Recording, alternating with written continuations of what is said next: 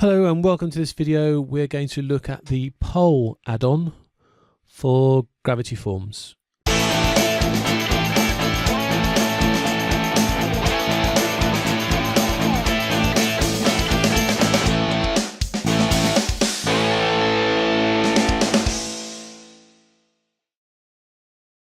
This is available in the developers version of the premium plugin Gravity Forms, which is the most popular forms plugin, premium plugin for WordPress.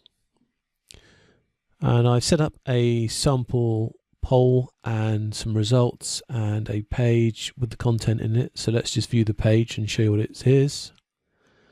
So very simply, I have 3 questions, and there are 3 different types of questions you can use in poll questions. So we have a single choice radio button selection in the first question. Second question, we have checkboxes, so we can actually respond to with multiple answers if you wish. And the third type of poll question you can have is a drop down, so I can just choose one value from the drop down. And then I can submit my poll answers.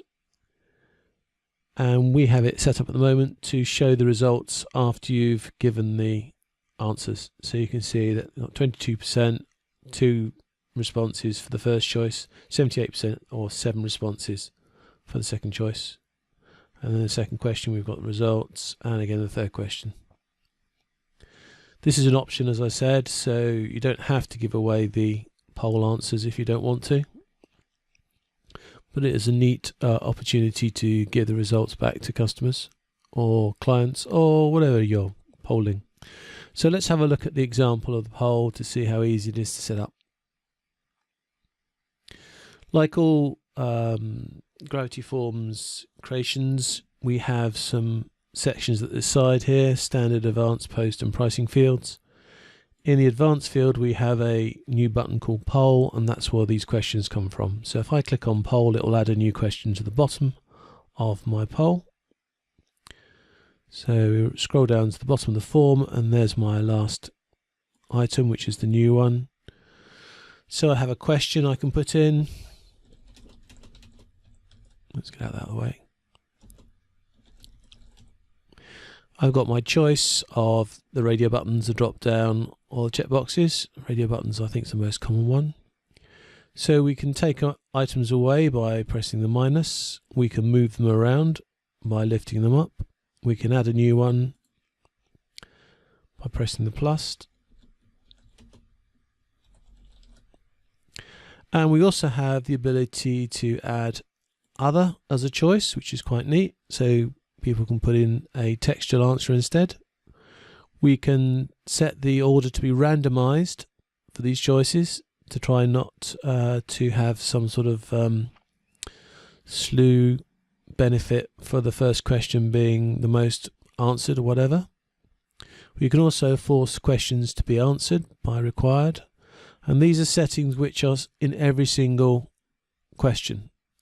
So I've set the answers for that question, but that doesn't mean they'll be set to the others. If I want to set them for the others, I need to go through one at a time.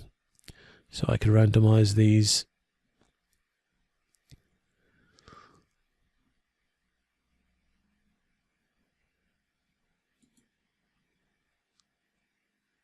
Okay. And we can also use the conditional logic as well, which is quite good because we may ask a more intelligent question than just first question. Say, do you eat meat?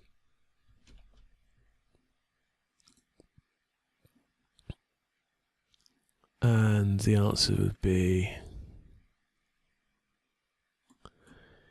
yes or no.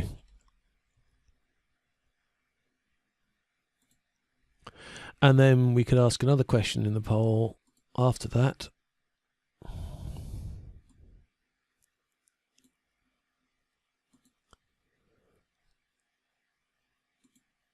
We could ask how long since you stopped eating meat.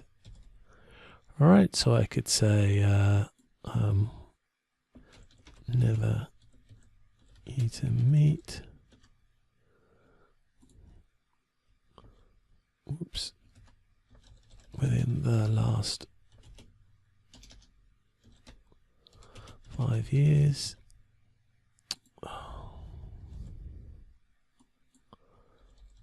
Within the last year. Okay, and obviously this question is no good if they say yes. So in this case I would go to the advanced field and I would say conditional logic. So show this question if all the following correct.